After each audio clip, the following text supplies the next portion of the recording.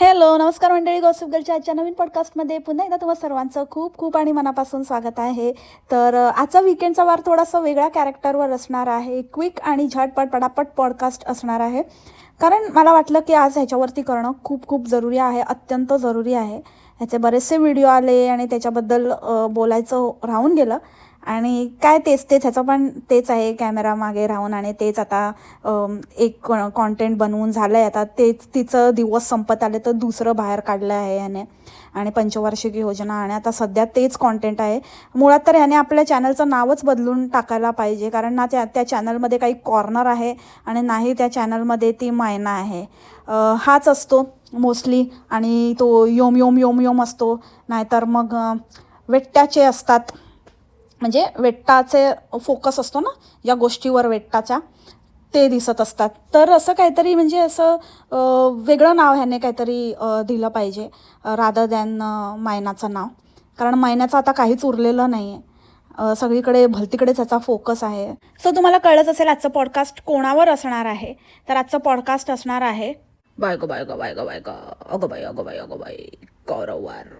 अरे कौरवा लसण्या, तुला लाज नाही वाटली का रे? हां, काय थंबनेल देतो, काय टायटल, आणि कसलं कॉन्टेंट बनवायचं. अरे बाबा, तुम्ही ना ते बड्डे आणि कोणाचं लग्न, ते लग्नाची सिरीज काढतोयस तू आता. तुला काय वाटलं तुझ्याकडे लक्ष नाही?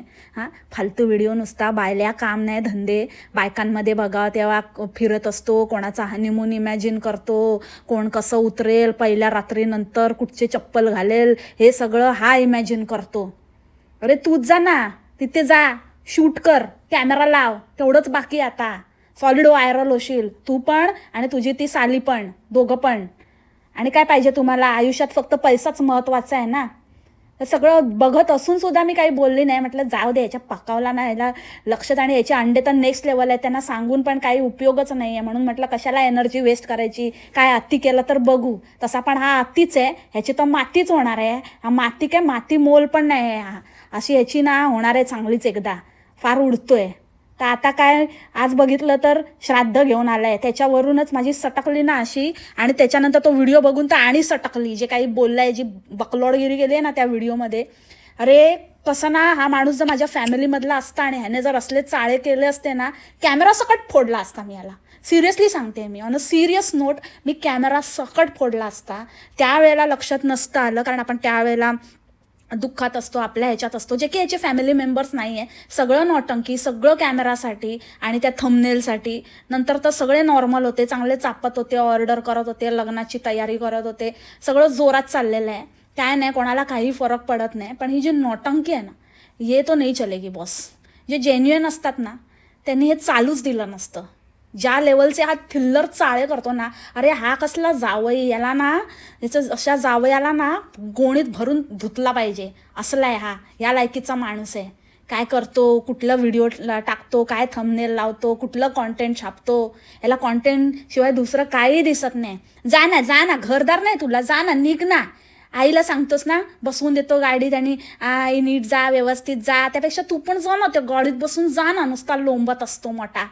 जा, तिथेच पडलेला असतो, तिथेच पडलेला असतो. आणि व्हिडिओच्या सुरुवातीला काय म्हणतं, गेल्या वर्षीचा हाच काढ. ह्याचा आवाज आहे ना थोडा बोंबलसारखा आहे, पण बोंबलचा बाईमध्ये पुरुषाचा आवाज आहे, आणि याचा पुरुषामधला एकदम काय आता बोलू, आता कसला आवाज आहे, हा पण असाच आहे, फाटका ट्रान्झिस्टर. तर ह्याचं पण काय, तर स्टार्टिंगला हा तोच काळ होता, 1 वर्ष आधी, जेव्हा आम्ही आमच्या फेऱ्या होत होत्या, आम्ही सतत येत होतो नाशिकला, आणि आम्ही वेळात वेळ काढून यायचो, आणि तेव्हा प्रमोशन होतं, मूवी रिलीज होणार होती, आणि आम्हाला वेळ नव्हता, आम्ही खूप बिझी होतो. तरी पण आम्ही आमच्या माणसांसाठी, आमच्या काकांसाठी आम्ही वेळात वेळ काढून येत होतो. अजिबातच म्हणजे पॉसिबल नव्हतं, पण आम्ही शक्य तितकं सारखं यायचो, नाहीतर फोनवर कॉन्टॅक्ट असायचा. भाई, तुला लाज नाही वाटत? म्हणजे नाहीच वाटत तुला? कारण असती ना तर तू हे बोलला नसतास. अरे सारखा तर तू पडीक असतो, सारखा पडीक असतो, सारखा तिथेच पडलेला असतो. तुझं काय आहे काय माहिती, की काय ते मगे शी मागे भानगड झालेली ती भानगड तुझ्यामुळेच तर नव्हती झाली असा पण डाऊट आहे.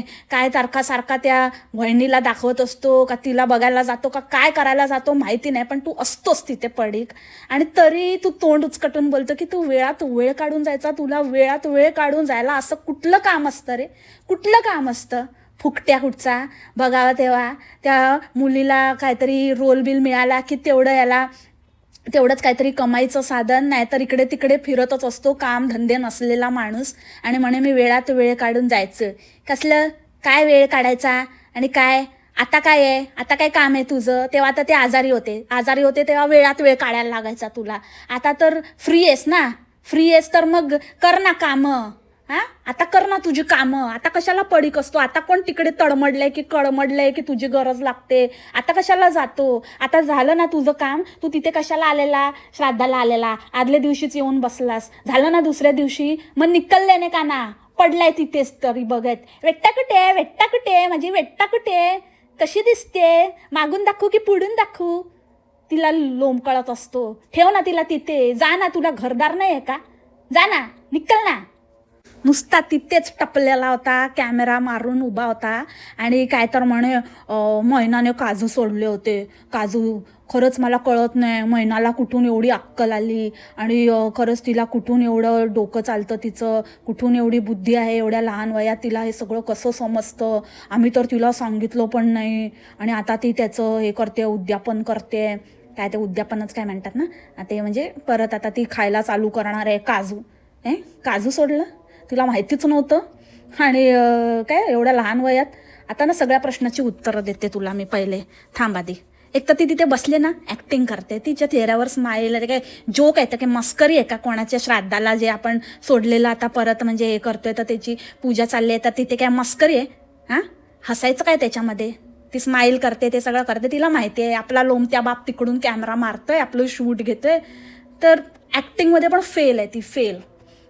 कंट्रोल होत नाही, कुठे काय एक्सप्रेशन द्यायचे ते कळत नाही.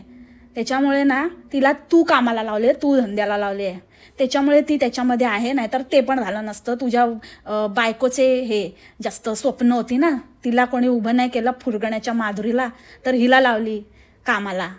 पण फेल आहे ती, काही येत नाही तिला. येत असती ना परफेक्ट ॲक्टिंग केली असती, हसली नसती अशी. आता तुझ्या प्रश्नाची उत्तरं देते. सगळ्यात पहिली गोष्ट, तिला कुठून अक्कल आली, कुठून काय झालं? हां, तर तिला अक्कल आहे ना तुझ्यामुळे आली. तू लावलीस ना तिला म्हणून आली. जास्त अक्कल आली तिला, अतिशहाणी झाली ती. आणि दुसरी गोष्ट, तुला नाही दिली ना, तुला कमी दिलीच नाही देवाने, म्हणून तुझ्या बदल्यातली पण तिलाच दिली आहे, म्हणून दीड शहाणी झाली ती. ती दीड झाली आणि तुझ्याकडे पाव पण नाही उरला. समजलं ना? डोक्याने रिकामी असतो, निकामी. आवाज ठोकला ना तुझं डोकं कुठंतरी आपट भिंतीला, म्हणजे कळेल असा ढंग ढंग करून आवाज घुमेल, इतका रिकामी आहेस डोक्याने. दुसरी गोष्ट, तिला कोणी सांगितलंच नाही, तिने स्वतःच ठरवलं. सांगितलं नाही म्हणजे ती काय सगळं तिला कसं कळलं मग? कोणीतरी सांगितलंच असेल ना हे असं सोडतात किंवा असं काही प्रकार असतो. आणि मेनली तर आहे ना, ते जनरली असं स्वतःची मुलं किंवा जे एकदम असे रक्ताचे असतात ना तेच असं असतं की कोणी काही नाही करू शकत. बरं चला केलं तुम्ही काहीतरी अशा चांगल्या ह्याच्याने केलं, तुमचं असं एकदम तुम्ही समजत असाल त्यांना आपलं माणूस वगैरे, त्याच्याने तुम्ही केलं.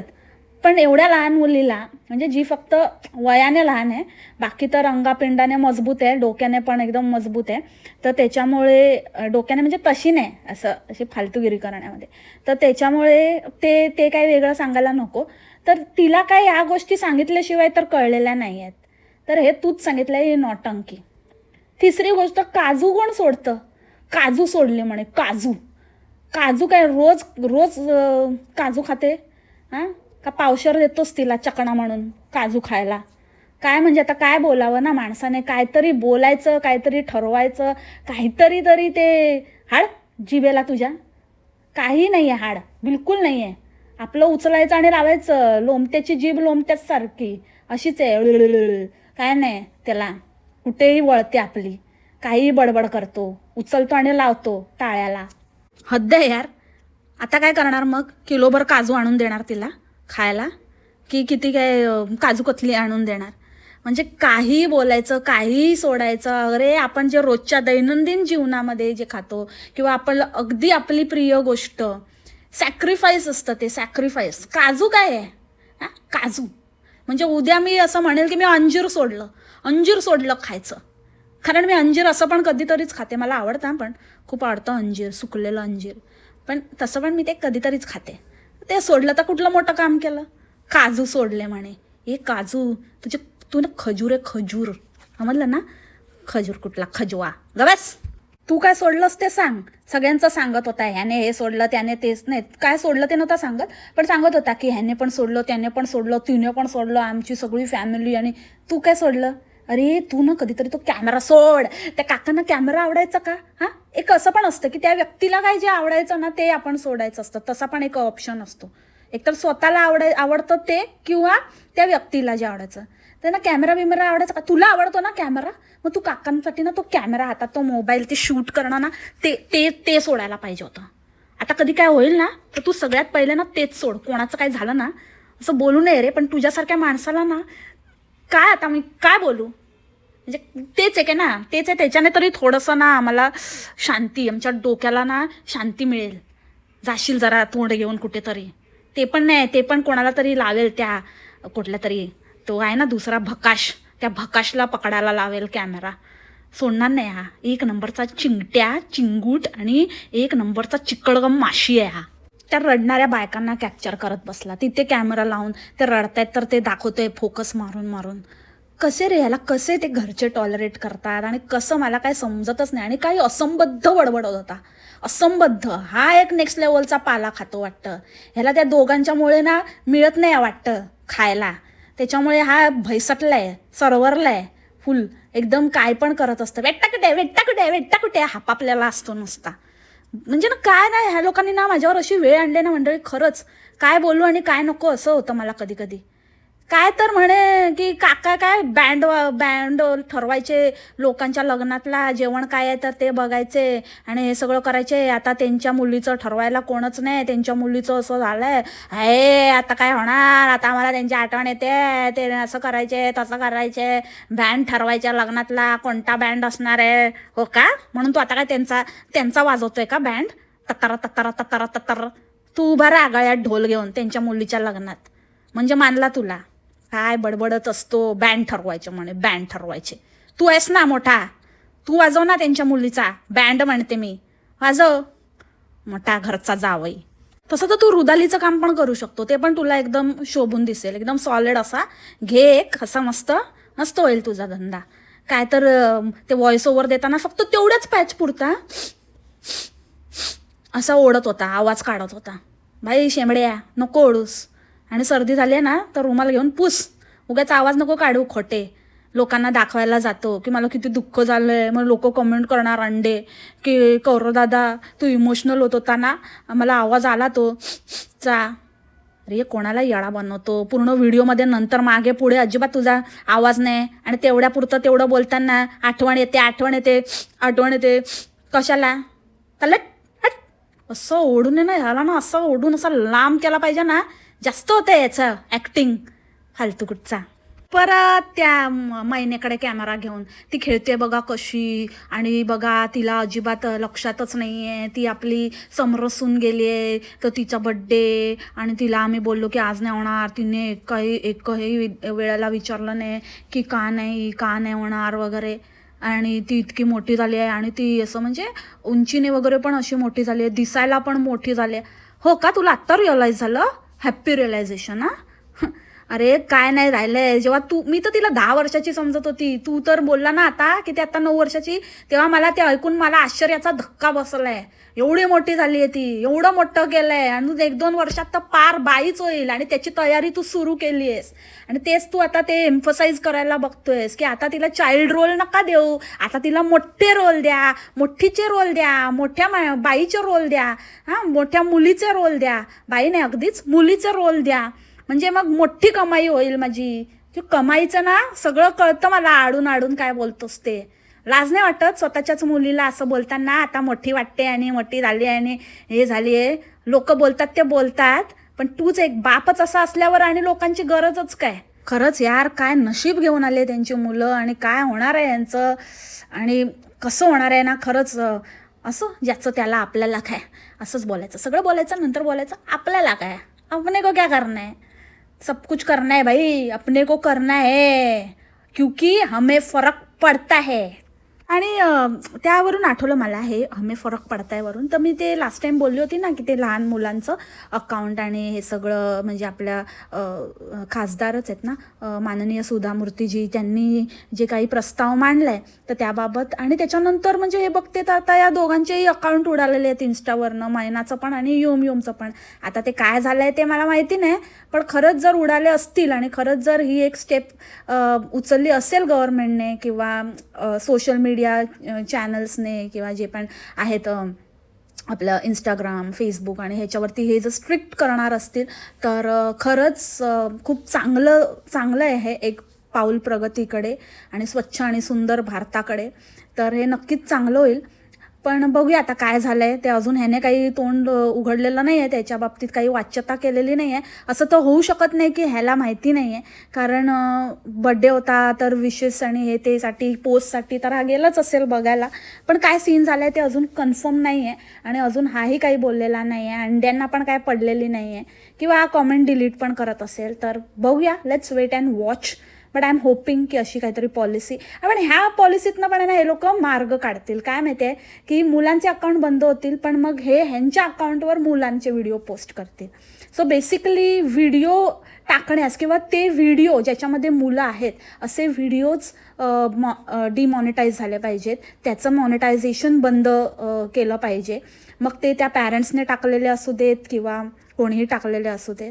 सो ते झालं तरच खरंच फरक पडेल. नाहीतर मग हे लोक आहेत हे आपापलेले आहेत, हे ह्या ना त्या मार्गाने त्यांना तो धंदा बंद होऊ देणार नाहीत असे आहेत हे लोक.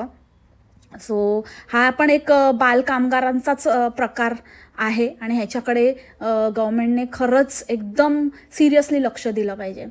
So let's wait and watch. बघूया पुढे काय होतं ते. But I am hoping for the best. असं समजा की माझं मॅनिफेस्टेशन आहे ह्या बाबतीतलं.